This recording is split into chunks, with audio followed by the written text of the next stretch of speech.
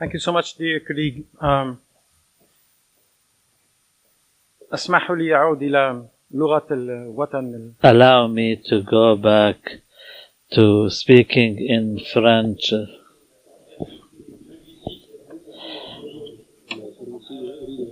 I would first of all like to thank you for the invitation, but the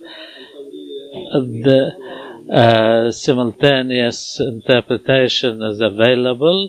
You can use the headsets, and I promise the interpreters not to go too fast for them. I first of all would like to thank the organizers for the invitation. I think this is an occasion which should be repeated often. Of course, the challenge faced in this conference is formidable, no doubt. I think my turn to speak has come at the end of this conference, and many things have been said. So, no matter what, we have to sometimes repeat some of the discussions. This is my challenge, to repeat some topics already mentioned without boring you to death. Of course, it's my honor to be here, and this invitation, although I'm not a member of this club, I'm not a Muslim, but my personal challenge here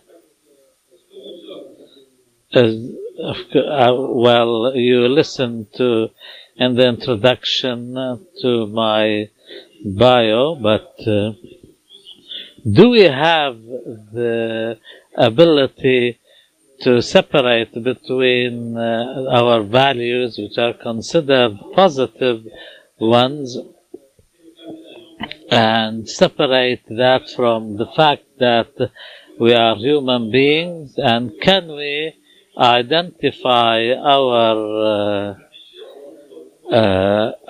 identity in isolation from our religion or culture, or the tribe that we belong to, if we can call it that?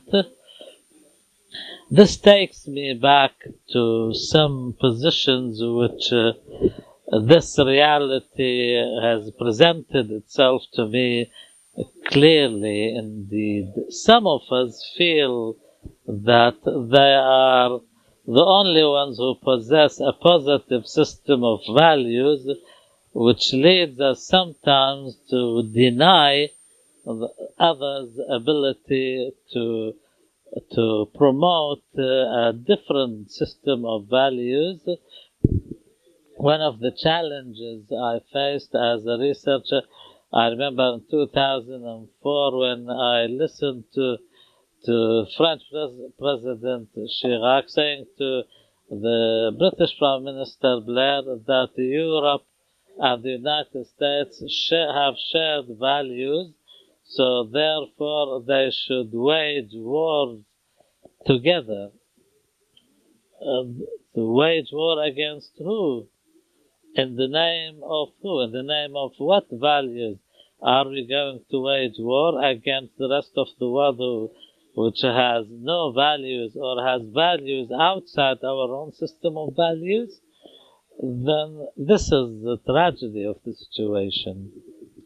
This happened in 2004, and this mistake can be repeated by others who want to monopolize the value system.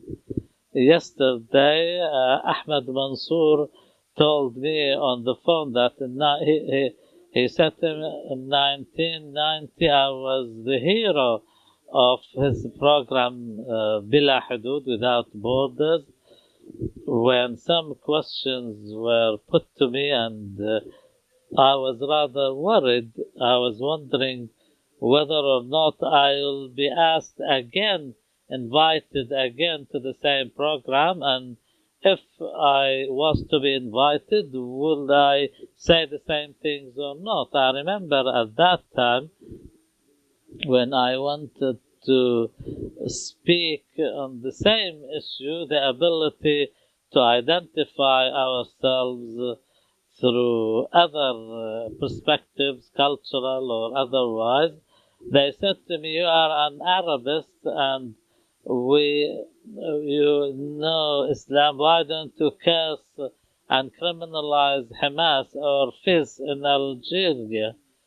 But people who dislike me in my own club, they said to me, "This man is a convert to Islam." These are shortcuts. They say you are an Islamist. Lately, there were rumors. Some people they say that your name in French is Burgat, but should be Burqa, which is the niqab or the veil that Muslim women wear. I said, I don't mind you playing games with my family name, but instead of calling me Burqa, call me Buka. Buka is the name of the prison camp, because many people do not know. Maybe you haven't even heard of. But I am an analyst. This word has more meaningful and being something which is extraordinary from a political point of view. So call me Buka then. Do you know where does the word Buka come from?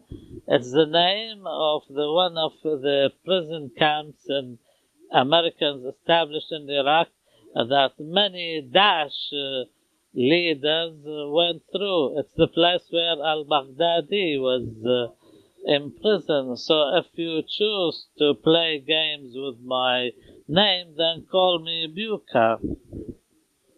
So I said to Ahmed Mansour in his program on Al Jazeera, I said to him that people who deny my right to express my opinions in the name of universal values, or those who call me a convert to Islam or an Islamist, they commit a methodological mistake because they deny the people's right to have their own opinions expressed. This is the good side of the story. It has other sides. For decades, my Muslim friends said to me, "Francois, you are a good man, you are very eloquent, you almost know Arabic, you have positive attitudes towards the Palestinian cause, and you do not oversimplify your analysis of political Islam. What you lack is one thing to reach perfection. Why don't you turn to our side and become a convert?" This is the same problem. They too are denying me the right to share this value system, which have something in common with others, but may be in conflict with my original. I remember a problem in Saudi Arabia, in a place which is very symbolic and not that far from Mecca. At that time, I was invited by an NGO which concerns itself with human rights and advocacy. I thought this was not a serious invitation. I thought it was just a formality. But in any event, I accepted the invitation and took part in that meeting. There were some 20 people present. I learned two things, in fact. First of all, I learned that in a despotic system, there can be people who can take strong attitudes and stances I was invited when they surprised me, when they asked me to speak, because I did not expect this person to speak to me with this degree of frankness. I was somewhat skeptical because I remember that this Islamic reference took me back to my humanist reference. A lady came to me and said to me, "I'll explain to you what this paradox is." She said to me, "Islam invented human rights." I said to her, "With all due respect, you carry a discourse which I've been against forever amongst my own people, because my own people in France, they say we are the first to come up with human rights." I said to them, enough, cease to say that, because human rights have developed over a long period of time, and no culture specifically can claim the right of ownership. All civilizations and cultures have participated in this building, and if we all claim ownership, then we will be together weakening this system of values. I think the mistake we all make is when we confuse what is a culturally general concept and the concept of universal human rights. You may not know that, but sometimes I can be described as a fundamentalist or an extremist. And this is when it comes to emphasizing and stressing my own cultural specificity. If you come to me if you come to me in my recluse in the mountains, I will focus on my cultural specificity. Cheeses produced in my part of the world are better. Music produced there is better. Even my clothes and my attire is better. But when I'm the guest of another culture, I would like my host to point out to me the differences between the different aspects of our culture through some aesthetic manifestations or cuisine, food, etc. But if God forbid, and we are sitting at a table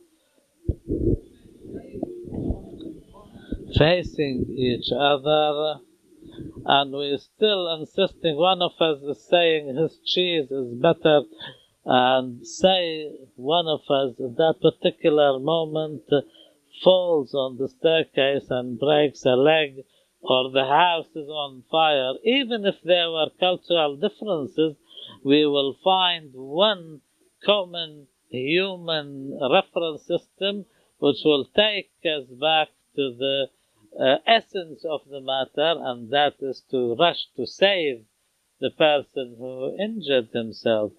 But unfortunately, this is not something we are aware of, and what I said to you that was true 20 years ago, it's probably still true now. I hope to be wrong.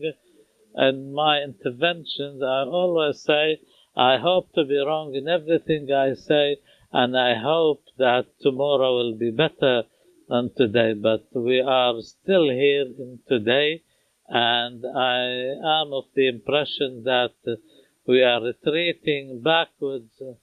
If we want to talk about Syria, I'll use a model when we talk about governance and good governance, and in order to respond to the question that I was asked to respond to in my presentation, and that has something to do with the good governance in view of the crisis in Syria. I will come back to this question. I will try to prove that good governance has failed dismally. In France, in Europe, our audience, by and large, tends to oversimplify things. When I say Syrian crisis, nobody recalls anything but one word: jihadism.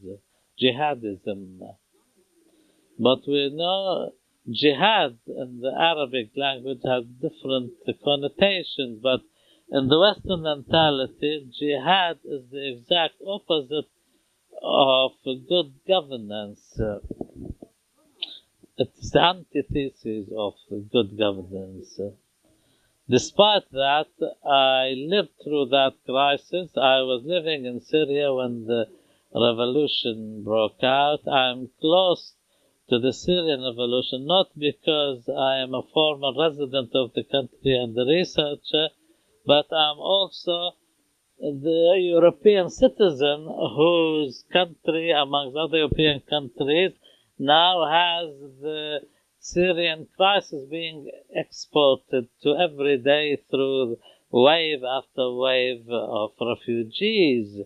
When these refugees strongly knocked on the door of European countries, when we want to enlighten people about the different meanings of the word jihadism, but when we hear what the people who are taking part or they are active players in the crisis in Syria, I think we ought to say that the mechanisms of despotism cannot all be contributed to sectarianism. The worst part of violations, systematic torture, etc., because came at the hands of people who claim to be secularists and irreligionists. And if we keep national ties artificially bound together from the point of view of just the authority, then the religious affiliation will not be the only one. If you are a Syrian, then you don't have to be by necessity a Sunni or a Shiite. I can be a Sunni and a Kurd at the same time. So therefore, religion is not the exclusive affiliation to have a political fabric for life in Syria. Who is a jihadist? A jihadist is a person who uses his religious affiliation in a sectarian manner to do a political function or work. We cannot confine the religious affiliation into the bounds of political opposition. In Syria, we saw how some people who claim to belong sectarian, they were not Sunnis, they are Shiites, and you know what happened. But realistically speaking, we see what happened as a result of non-Muslim actors. Whether we mean the Russians or the Europeans, we'll discover, unfortunately, that the same inward-looking affiliation, religious affiliation, the difference being the difference between this and the jihadis, they hide their affiliation. We see in Putin a person who hates Islam, and if we take that side of Putin in our analysis, we will oversee an important aspect of Russia's intervention in Syria. This analysis does not necessarily mean that we should not do that, but maybe this can take us back to explain what the former Soviet Union has done in Afghanistan, and Putin, of course, has repeatedly said that he is waging this fight and war in Syria so that he doesn't have to fight it on Russian soil. But the French heroes of secularism, if you go to what they are saying, and when they talked about the standards for awarding visas for Iraqi refugees, really weakens the moral ground on which these people stand. I don't want to take too much of your time. I want to save some time for the questions and answers. For this reason, I'll be brief and use less time for my presentation. When we talk about the relationship between values and good governance, we can say that there is an improvement in this relationship. These are the things that we should have said 20 years ago, but what is disappointing, we still find ourselves obliged to do so. And on my page on the Facebook, I get cursed and abusive language against Tariq Ramadan, but I do not accept it because people sometimes refuse to listen to the voice of reason. So what is the way out? A long time ago I wrote an article. In it I said that we do not know, but weapons of mass destruction was discovered and it's there, and the weapons of mass destruction which led us to good governance, because jihadism and terrorism is the opposite of good governance, and we need a weapon to destroy that, but it's so expensive nobody uses it. And this is a word that not many people want to say, and it's the word sharing. If we wanted a shortcut to reach good governance, if we want to destroy the machine which produces radical extremism, we must share not only in economic resources, this will simple enough, but in symbols too. Most of the political and social tensions in France emanate from the fact that at the national level we do not share the symbolism. If we were to do that, we would have laid bridges which could have taken us much quicker to good governance. We have the ability to do that. We should start working hard to achieve that. Thank you.